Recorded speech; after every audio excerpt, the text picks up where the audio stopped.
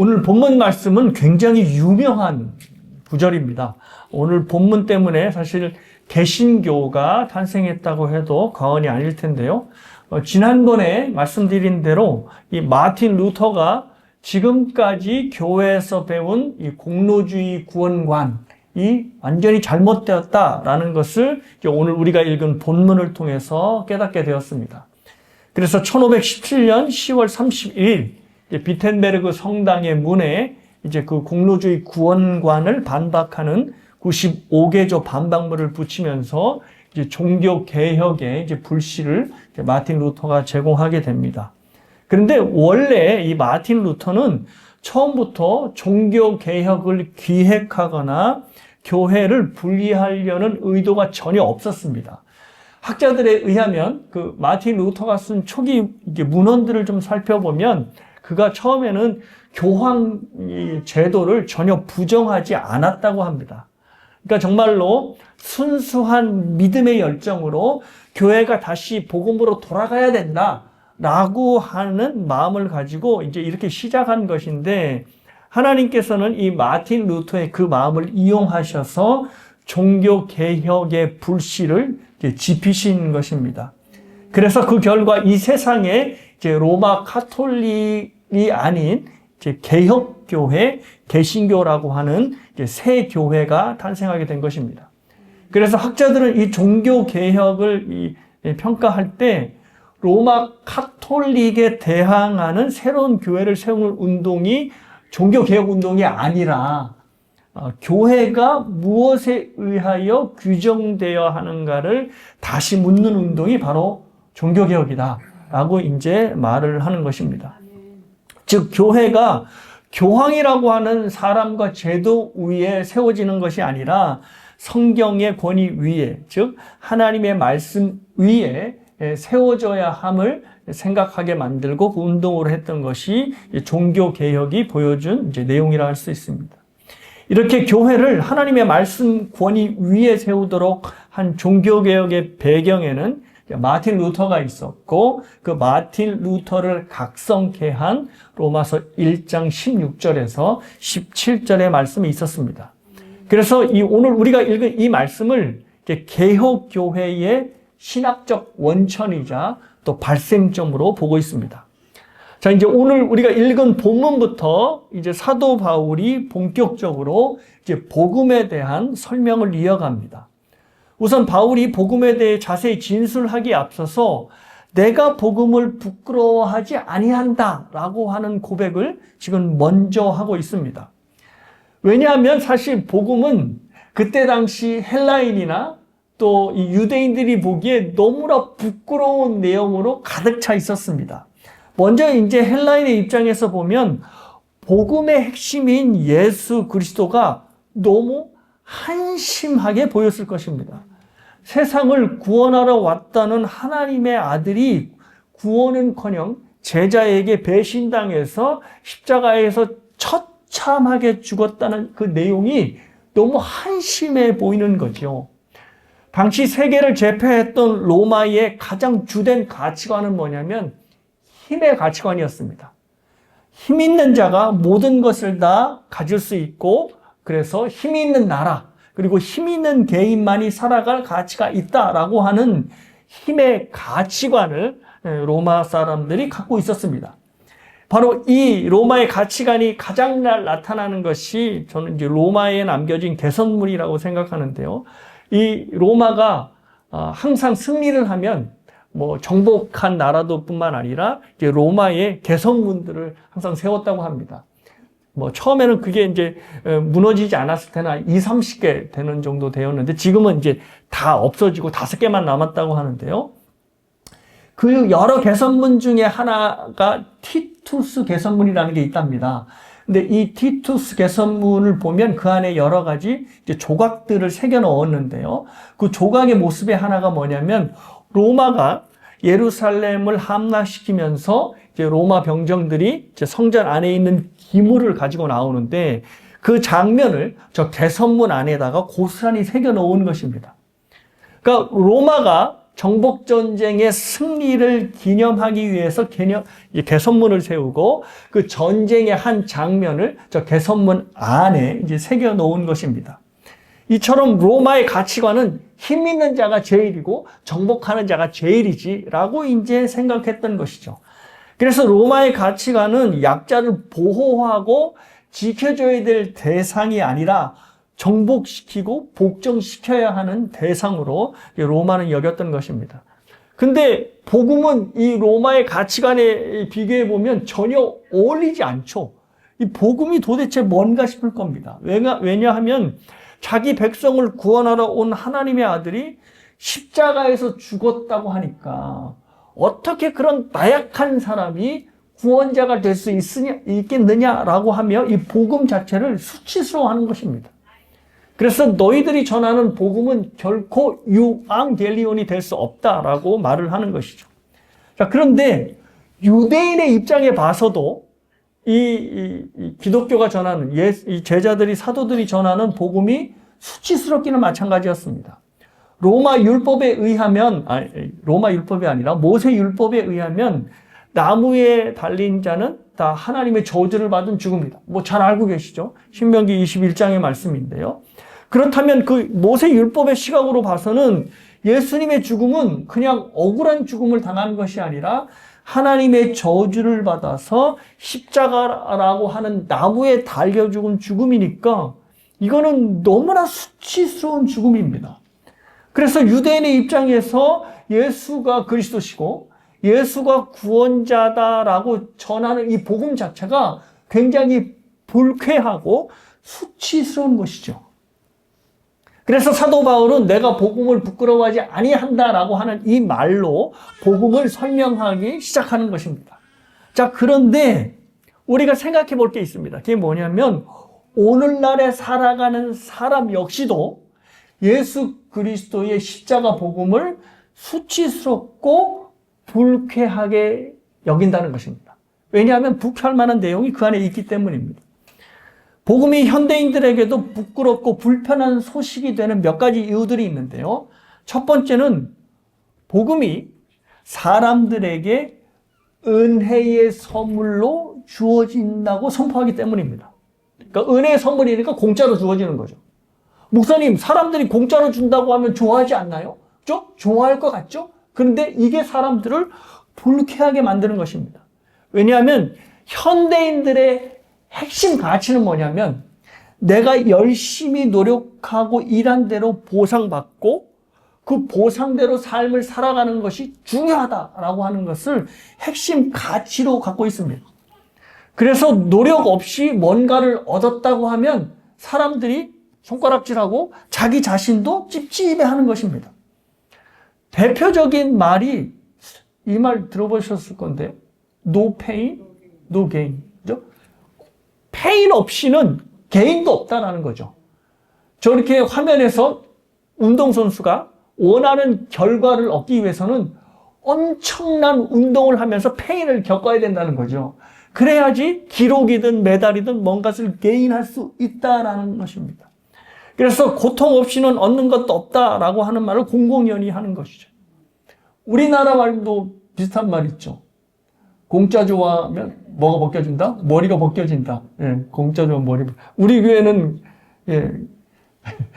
공짜 좋아하시는 분이 없으신 것 같아요. 다 이렇게 풍성한 숫들이 많으신데 머리가 벗겨진다는 것은 그만큼 공짜를 좋아하면, 그러니까 뭔가 노력하지 않고 얻으려고 하면 머리가 벗겨지는 것 같은 수치를 당한다라고 하는 말을 하는 겁니다.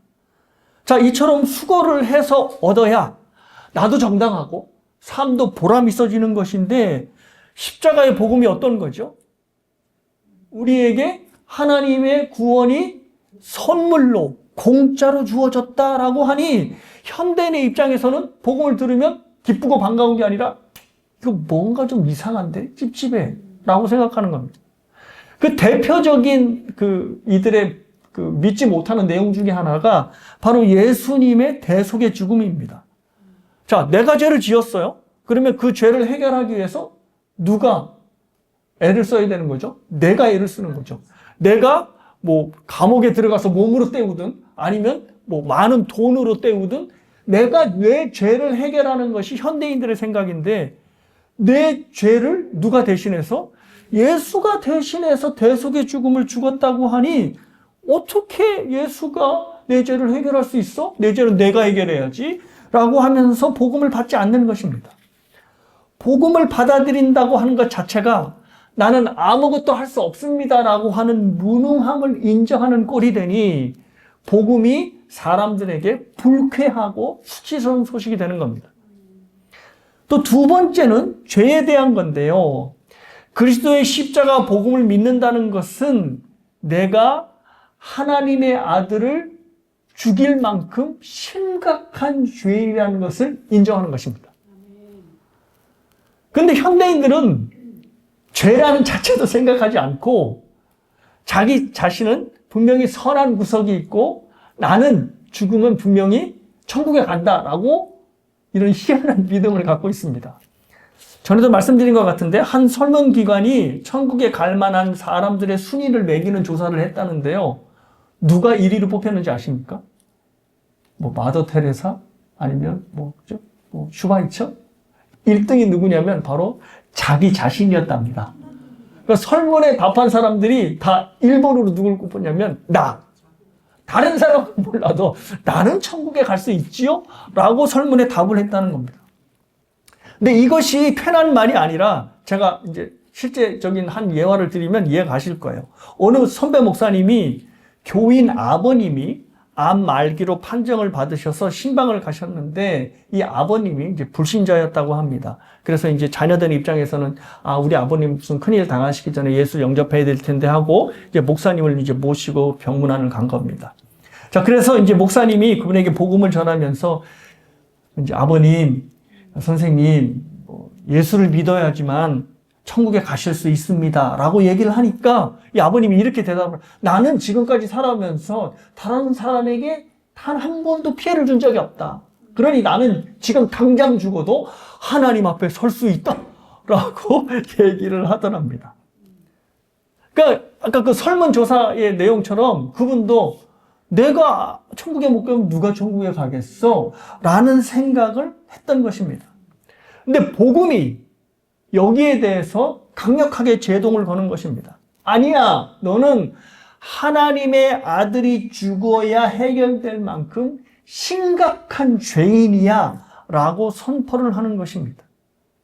그러니 사람들이 복음을 기쁜 소식이 아니라 부담스럽고 불쾌하고 수치스러운 말로 듣는 것입니다. 그런데 여기에 대해서 사도 바울이 내가 복음을 부끄러워하지 아니한다라고 하는 말로 먼저 선포를 하는 것입니다. 그러니까 힘이 제일이었던 고대 사회에서도 그리고 자기가 노력해서 정당한 대가를 얻는 것이 제일의 가치가 된 현대 사회에서도 여전히 복음은 사람들에게 부끄러운 소식이 아니라 기쁜 소식이라는 것을 사도 바울이 먼저 시작한 것입니다. 사랑하는 여러분, 여기서 우리가 먼저 생각해야 할 것이 있는데요. 그것은 바로 뭐냐면 우리도 사도 바울처럼 복음을 부끄러워하지 않기 위해서는 복음이 우리에게 요구하고 있는 바를 따라야 하고 순종해야 한다는 것입니다. 여전히 힘이 지배하는 세상에서 우리의 구원이 스스로에게 있지 않다는 것을 인정해야지만 예수 그리스도를 구원자로 복음을 온전히 받을 수 있게 된다는 것입니다. 그래야 우리도 예수님처럼 고난당하고 섬기는 복음적 삶을 따라 살게 되는 것이고 더하여서 우리의 자녀들에게도 그리고 우리의 손주들에게도 너희들도 그렇게 살아야 돼 라고 요구할 수 있다는 것입니다. 복음을 믿고 있다는 우리가 우리 자녀들에게 그리고 우리의 손주들에게 로마의 복음을 가리키는 거죠.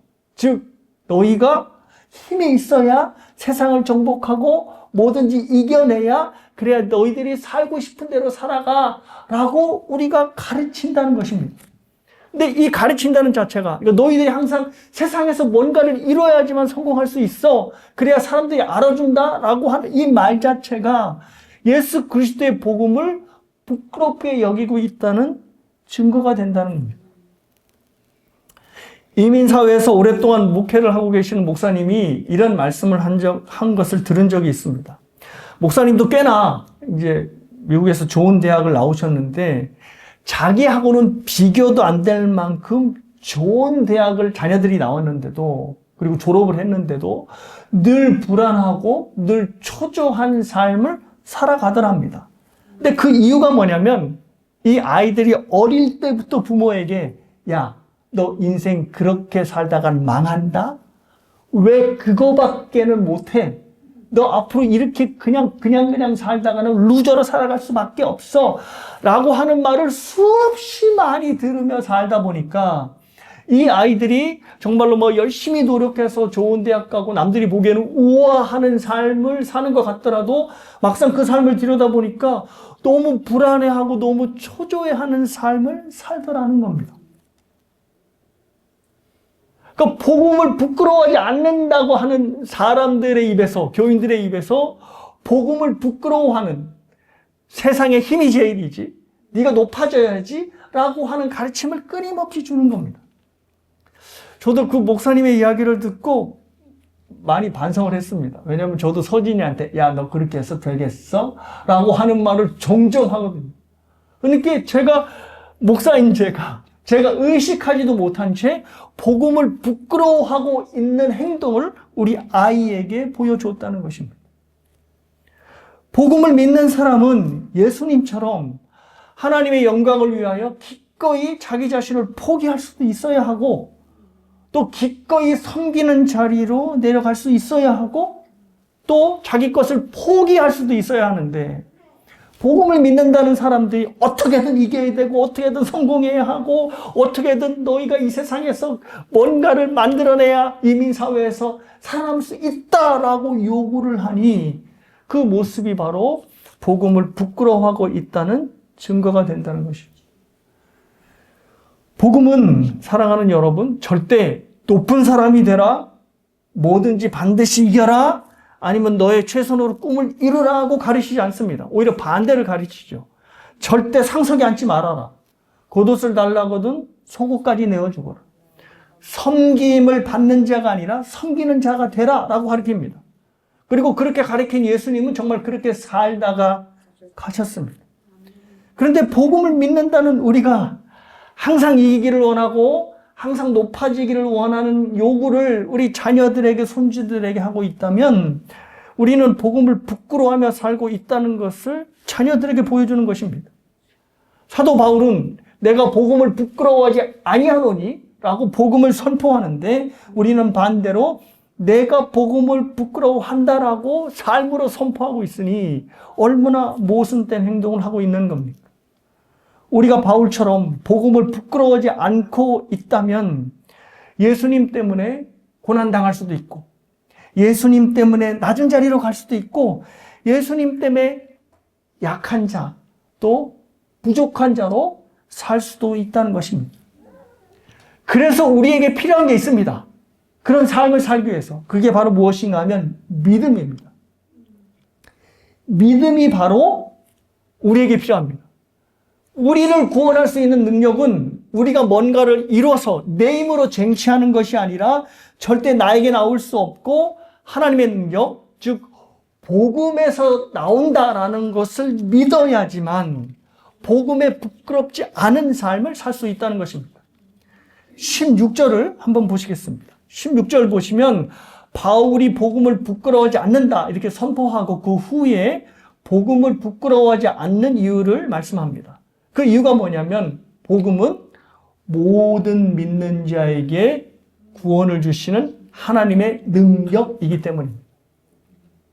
우리가 말로는 복음을 부끄러워하지 않는다라고 하면서 마치 우리 자녀들에게는 세상에서 반드시 이겨야 하고 남들이 무시하지 못하도록 너에게 스펙을 갖춰야 돼 라고 요구하는 것은 우리에게 이런 믿음이 있기 때문입니다. 뭐냐면 복음만 가지고는 세상에서 살 수 없어 라고 하는 믿음을 우리가 갖고 있기 때문에 자꾸 복음 플러스 너의 성취, 너의 스펙을 덧붙여 얘기하는 것입니다. 복음의 능력이 우리 아이들을 구원하는 게 아니라 너희들, 아이들이 직접 이룬 성공과 성취가 결국 삶을 구원한다 라고 하는 것을 믿고 있는 것이요. 그래서 뭐 조금 기대 못 미치면 야, 왜 그거밖에 못해? 내가 너한테 드리는 돈이 얼마인데 왜 그거밖에 못하는 거야? 라고 윽박 지르는 것입니다. 근데 사도 바울은 여기에 제동을 거는 거죠. No! 구원은 오로지 하나님의 능력에서부터 와 라고 선포를 하는 것입니다. 왜냐하면 복음만이 모든 이들, 즉 헬라인과 유대인 구별할 것 없이 모든 이들을 구원하는 하나님의 능력이기 때문입니다. 그러니까 우리 아이들도 궁극적으로 삶의 구원을 이루는 것은 아이들의 성취와 아이들이 뭔가를 이루기 때문이 아니라 바로 하나님의 능력인 복음의 능력 때문에 구원을 받게 되는 것입니다. 그렇다면 복음은 도대체 뭐길래 하나님의 능력이 있다고 하는가? 그게 바로 17절의 말씀입니다. 17절 말씀은 같이 한 목소리 읽으실까요? 시작. 복음에는 하나님의 의가 나타나서 믿음으로 믿음에 이르게 하나니 기록된 바 오직 의인은 믿음으로 말미암아 살리라 함과 같으니라. 자, 복음이 모든 사람에게 구원을 주시는 하나님의 능력이 되는 이유는 바로 이것입니다. 복음에 하나님의 의가 나타나기 때문입니다. 여기서 이제 하나님의 의라는 굉장히 좀 어려운 말이 나왔는데요. 이렇게 생각하시면 좋을 것 같습니다. 뭐냐면 하나님의 의는 하나님이 무조건 옳다라고 하는 겁니다. God is always right입니다. 그래서 영어를 보면 the righteousness of God으로 표현하고 있습니다. 그러니까 하나님이 항상 옳으니까 the righteousness of God이죠. 그래서 복음은 나를 구원하는 하나님의 능력으로 딱 받아들이게 되면 우리의 삶의 모든 순간에 하나님은 옳으셔 라고 고백할 수 있게 된다는 것입니다. 앞에서도 말씀드렸지만 우리가 복음을 믿는다는 말은 무엇을 인정하고 믿는 거냐면 내가 나의 구원자가 될 수 없다는 것을 인정하고 믿는 것입니다. 내가 아무리 돈이 많고 내가 아무리 실력이 있고 내가 남들이 부러워할 만한 위치에 올라서 있어도 결코 나는 나의 구원자가 될 수 없다라는 것을 인정해야 예수 그리스도를 구원자로 보내신 하나님을 옳다고 인정할 수 있는 것입니다. 그리고 나의 죄인됨도 인정할 수 있습니다. 하나님의 아들이 나를 대신하여 죽을 수밖에 없다는 그 이유는 내가 심각한 죄인이기 때문입니다. 그래서 내가 나의 죄를 해결하지 못하니까 하나님께서 당신의 독생자를 이 땅에 대속의 제물로 보내셔서 나를 대신하여 죽게 만드신 것입니다. 그러니 복음을 받는다는 것은 동시에 나는 죽을 수밖에 없는 죄인입니다라는 것을 인정하는 것입니다. 아까 그 병원에 입원했던 그 아버님처럼 나는 다른 사람들에게 단 한 번의 해를 끼치지 않았어. 그러니 나는 지금 당장 죽어도 하나님 앞에 설 수 있어. 라고 대답하는 사람은 결코 하나님은 옳으십니다. 라고 하는 하나님의 의를 인정할 수 없다는 것입니다. 그래서 복음을 믿는 사람은 항상 하나님이 옳으시다는 하나님의 의를 인정할 수밖에 없습니다. 그래서 우리가 살면서 여러 가지 어려운 일들을 만나게 될 때도 하나님은 옳으셔. 왜냐하면 하나님은 나를 구원하시기 위하여 독생자를 보내신 분이기 때문이야. 그러니 어떤 어려운 순간에도 하나님을 쫓아 살아야 돼 라며 생각하며 살 수 있다는 것이죠.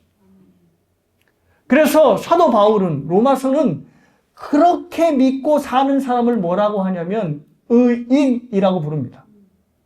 그리고 그렇게 사는 의인으로 사는 삶을 믿음으로 시작해서 믿음으로 끝나는 삶.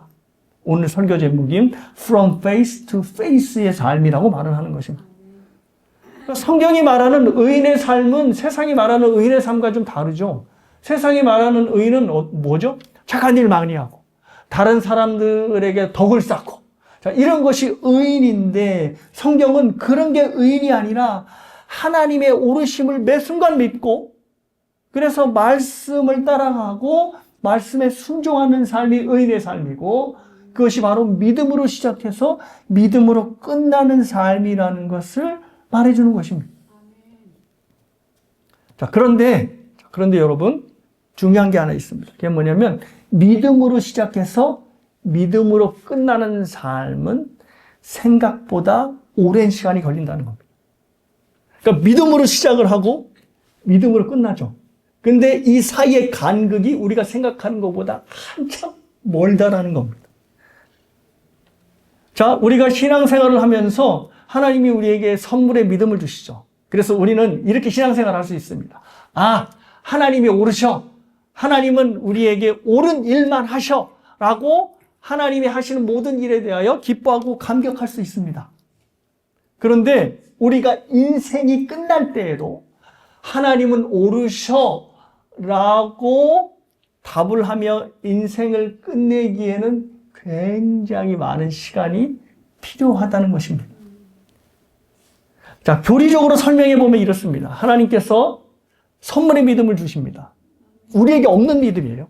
그래서 이 믿음을 가지고 하나님을 나의 아버지로 믿고 예수를 나의 구원자로 믿게 되는 것입니다. 그래서 믿음으로 시작하는 것이죠. 그래서 이것을 가지고 하나님은 전적으로 옳으셔라고 하나님의 의를 인정하게 되는 겁니다. 그러니까 내가 뛰어나기 때문에 하나님의 의를 인정하는 게 아니라 하나님께서 선물로 주신 그 믿음 때문에 하나님은 언제나 옳으셔라고 고백하게 된다는 거죠. 자, 그런데 신앙생활의 연륜이 길어지면 길어질수록 하나님께서 전적으로 옳으시다는 믿음이 흔들리게 됩니다. 예전에는 하나님 전적으로 옳습니다. 하나님 맞습니다. 하던 고백이 하나님 정말 맞아요? 내 삶을 이렇게 이끌어 가시는 게 과연 옳습니까? 라고 반문을 하게 되는 겁니다. 특별히 우리가 예상치 못하는 어떤 고난과 일을 만났을 때 하나님이 전적으로 옳으시다. 즉 하나님의 의에 대한 믿음이 흔들리게 되는 것이죠. 욥을 보면 잘 알 수 있습니다. 욥이 어떤 사람이었죠? 하나님을 전적으로 의지하고 하나님은 무조건 옳습니다. 라고 믿는 사람이었습니다. 심지어 자기 자녀들 모두가 다 죽었는데도 그리고 자기 재산이 전부 다 날아갔는데도 욥은 주신 분도 하나님이시니 거둬가시는 분도 하나님이시다. 이 말이 무엇이냐면 하나님은 옳습니다. 라고 고백하는 것입니다. 그런데 이 욥이 예상치 못하는 극심한 고난을 더 만나게 되지 않을까. 자기 몸도 상하게 되고 친구들이 계속 친구들로부터 괴롭힘을 당하게 되자 이런 고백을 했습니다. 이제 욥기 10장 말씀인데요. 제가 조금 생동감 있게 표준 세번역으로 읽어드리겠습니다. 산다는 것이 이렇게 괴로우니 나는 이제 원통함을 참지 않고 다 털어놓고 내 영혼의 괴로움을 다 말하겠다. 내가 하나님께 아뢰겠다. 나를 죄인 취급하지 마십시오. 무슨 일로 나 같은 자와 다투시는지 알려주십시오. 주님께서 선수 만드신 이 몸은 학대하고 멸시하시면서도 악인이 세운 계획은 잘만 되게 하시니 그것이 주님께 무슨 유익이라도 됩니까? 그러니까 자기 자녀를 다 잃어도 하나님은 옳으십니다라고 고백했던 욥이 정말로 이제 감당할 수 없는 고난이 계속 끼니까 이제 반문하는 것입니다. 아니, 왜 나를 이렇게 힘들게 합니까? 그게 무슨 하나님께 유익이 됩니까? 다시 말해서 하나님, 나에게 이렇게 하는 게 하나님은 옳으십니까? 라고 반문을 하는 것입니다. 우리도 욥과 다르지 않죠. 우리의 삶에서 감당할 수 없는 일들을 만날 때, 아무리 이해하려 해도 이해할 수 없는 일들을 만날 때 하나님 이게 정말 맞습니까? 하나님은 옳으신 분입니까? 라고 반문을 하는 것입니다. 근데 여러분, 이런 반문이 올라올수록 어디로 가야죠?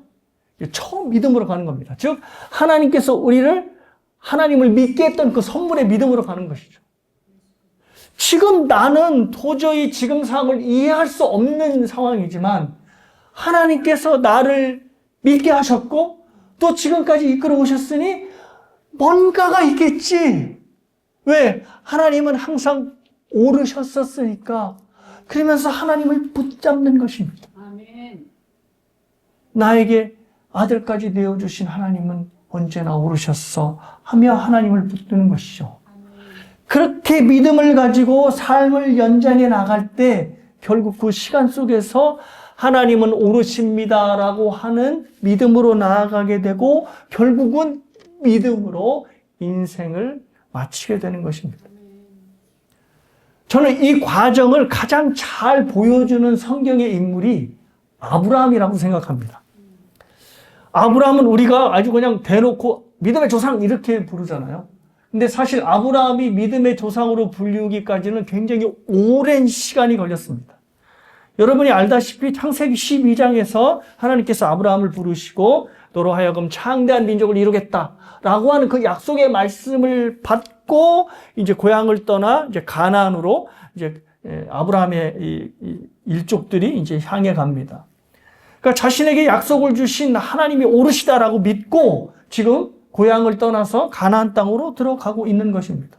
자, 그런데 여러분이 아시다시피 시간이 지났는데도 뭐 큰 민족은커녕 자신에게 한 명의 후사도 태어나지 않았지요. 그러니까 이제 아브라함이 무슨 생각을 하냐면 내 종 엘리에셀을 내 후사로 세워서 뭔가 민족을 세워야겠구나 라고 이제 하나님께 그렇게 말씀을 드리니까 하나님께서 네 몸에서 난 씨라야 너의 후사가 될 수 있다라고 하는 말씀을 하시고 창세기 15장에서 여러분이 잘 아시는 동물을 쪼개는 언약을 아브라함과 하나님 사이에 맺으십니다.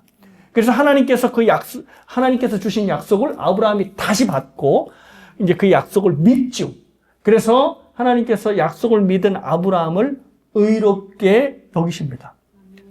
자, 그런데 이제 후사가 나왔나요? 안 나오죠.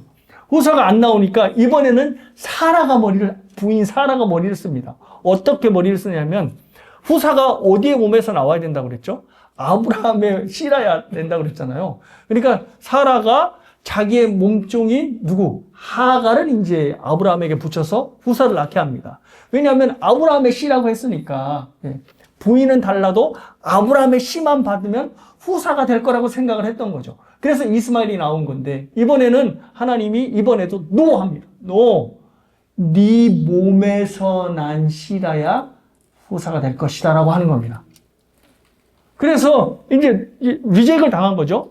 그리고 시간이 걸러서 드디어 이스마엘이 나온 지 14년이 흐른 후에 90세가 된 사라의 몸에서 여러분이 잘 알다시피 이삭이 나옵니다. 이때 아브라함의 나이가 100세였죠. 그러니까 무려 25년의 세월이 지나고 드디어 하나님께서 약속한 신앙의 결실을 얻게 된 것입니다. 그거로 끝났나요? 아니죠. 하나님께서 아브라함에게 내 아들 이삭을 제물로 바쳐라 라고 하는 겁니다. 자, 그런데 우리가 주목해서 볼 것은 아브라함이 하나님의 그 명령을 듣고 고민하거나 고뇌하지 않았어요. 뭐 어떤 설교든 어떤 목사님들은 성경에는 나오지 않았지만 이 명령을 받은 아브라함은 밤새도록 잠도 못 자고 고뇌했을 겁니다. 이렇게 얘기하지만 성경은 고뇌했다는 말이 없어요. 그러니까 마치 그냥 아무 일 없듯이 그냥 새벽에 일찍 일어나서 종과 이삭을 데리고 모리아 산으로 간 겁니다. 그리고 이삭을 바쳤습니다. 사실 뭐 하나님이 막으셨지만 그건 아브라함의 입장에서 이삭을 바친 거나 마찬가지였습니다. 분명한 것은 왜 이삭을 바치라고 하지? 라고 아브라함이 깨닫거나 이해하지는 못했을 겁니다. 그런데 무슨 믿음을 갖고 있었을까요? 지금까지 하나님이 오르셨으니 이삭을 바치라고 한 하나님도 역시 오를 것이다. 왜? 하나님은 항상 오르신 분이니까 라고 하여서 그냥 이삭을 제물로 바치기 위해 모리아 산으로 데려간 것입니다. 흥미로운 건요, 신약 성경에서 아브라함을 의롭다고 하는 표현이 두 번이 나오는데요. 첫 번째는 바로 로마서 4장 3절입니다. 자, 이제 앞으로도 보시겠지만 아브라함이 하나님을 믿음에 그것이 그에게 의로 여기진 바 되었다. 그러니까 믿음이 이제 아까 이제 뭐 창세기 15장에 나오는 이제 하나님이 약속하니까 그 약속을 믿어서 하나님께서 아브라함을 의롭게 여겼다는 거죠. 그것을 이제 고스란히 인용하고 있는데, 아브라함이 하나님께서 후사를 주시겠다고 하는 약속을 이제 아브라함이 딱 믿으니까 하나님이 너는 의인이야 라고 인정해 줬다는 거죠. 자, 그런데 야고보서 2장 21절은 다른 각도에서 아브라함의 의인됨을 말하고 있습니다. 그게 뭐냐면, 아브라함이 하나님께 순종하여서 이삭을 제물로 바치려 할 때 하나님이 아브라함을 의롭게 여기셨다는 겁니다. 목사님 뭐예요? 로마서하고 야고보서하고 서로 모순된 말을 하는 거 아닌가요? 그런 것처럼 보이죠? 근데 그렇지 않습니다. 어떻게 되는 거냐면, 로마서는 아브라함의 시작하는 믿음의 포인트를 둔 겁니다. 아브라함이 시작하는 지점이었죠. 그래서 하나님의 약속을 받고 믿는 것. 그런데 야고보서의 이 의롭다함은 아브라함이 끝나는 믿음에 초점을 둔 겁니다. 그렇죠? 그러니까 믿음으로 시작해서 믿음으로 끝나잖아요. 그러니까 로마서는 이 앞에 시작하는 믿음에 초점을 둔 것이고, 야고보서는 뒤에 끝나는 믿음에 초점을 둔 것입니다. 교리적으로 약간 설명을 하자면 이것입니다. 바울은 믿음의 시작인 칭의에 초점을 맞췄고, 로마서는, 야고보서는 아브라함의 믿음이 성장하는 성화에 초점이 맞춰진 겁니다. 그러니까 아브라함에게는 시작하는 믿음이 있었기 때문에 더 그 믿음을 가지고 생활하니까 훗날 자기 아들까지도 바칠 수 있는 믿음으로 나아가게 된 것입니다. 그래서 믿음으로 시작해서 믿음으로 시작해서 믿음에 이르게 하는 역사를 일으키게 된 것입니다. 사랑하는 여러분, 저와 여러분의 신앙 여정도 이와 같다는 겁니다. 저와 여러분이 그냥 신앙생활 하시게 된 거 아닙니다.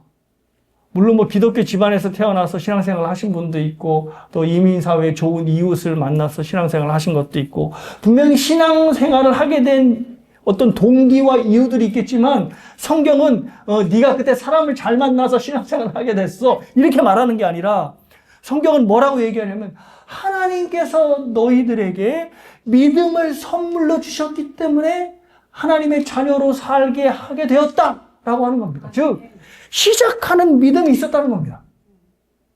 그 시작하는 믿음을 가지고 하나님은 오르셔라고 하는 삶으로 들어가게 되었다는 것이죠. 자, 그런데 문제는 뭐예요? 살아가면서 계속 하나님은 오르셔라고 하는 이 믿음이 공격을 받는 거예요. 나에게 예상치 못한 고난이 닥쳤을 때 하나님은 정말 오르셔? 내가 정말 삶이 너무나 힘들 때 내가 이렇게까지 살아야 돼? 그리고 내 삶을 인도하시는 하나님은 과연 오르셔? 라고 흔들리게 되는 것입니다. 그럴 때일수록 뭐라고 그랬죠? 우리가 믿음 생활을 시작하게 된 첫 믿음으로 향하여 우리의 삶을, 우리의 믿음을, 우리의 신앙생활을 이끌어가는 것입니다. 하나님이 나를 믿게 하셨으니 끝까지 하나님의 자녀로 살아가게 하실 거야 라고 하는 것이죠. 여러분의 신앙의 여정은 지금 어디에 와 있습니까? 여러분의 삶의 매 순간 하나님은 오르셔 라고 하는 신앙의 여정에 와 있습니까? 아니면 하나님 모르십니까? 하나님 정말? 하나님이 오르신 분이면 왜 내 삶은 이렇게 흔들리고 이렇게 불안정하게 될 수밖에 없지요? 라고 물으시는 여정입니까? 근데 중요한 것은 저와 여러분 모두가 믿음으로 시작해서 믿음으로 끝나는 신앙의 여정 안에 있다는 겁니다. 목사님, 저는 하나님의 의로우심이 계속 의심이 돼요. 그런 사람조차도 신앙의 여정 안에 있는 겁니다. 왜냐하면 하나님을 향한 믿음이 있으니까 하나님께 반문도 하는 겁니다. 하나님, 정말 나를 이렇게 이끌어 가시는 하나님이 오르십니까? 라고 물을 수 있는 사람은 욥처럼 하나님을 믿는 사람만이 할 수 있는 사람입니다. 그러니 신앙의 여정 밖에서 있는 신자들은 하나도 없습니다. 저와 여러분 모두가 다 믿음으로 시작해서 믿음으로 끝나는 삶을 살아가고 있는 것입니다. 그래서 제가 바라기는 복음이 우리를 구원할 수 있는 능력은 다른 데 있지 않습니다. 독생자를 택하지 않으시고 우리를 택하신 하나님의 의로우심이 복음 안에 있기 때문입니다. 그래서 여러분, 삶이 흔들리고 불안정하고 하나님의 의심이 갈 때마다 뭘로 돌아가야 될까요? 바로 복음으로 돌아가는 것. 복음으로 돌아갈 때마다 우리를 구원하신 하나님의 능력, 그리고 하나님의 의로우심이 드러나게 될 것입니다. 이런 축복이 저와 여러분의 삶에서 경험되길 주님의 이름으로 축복합니다.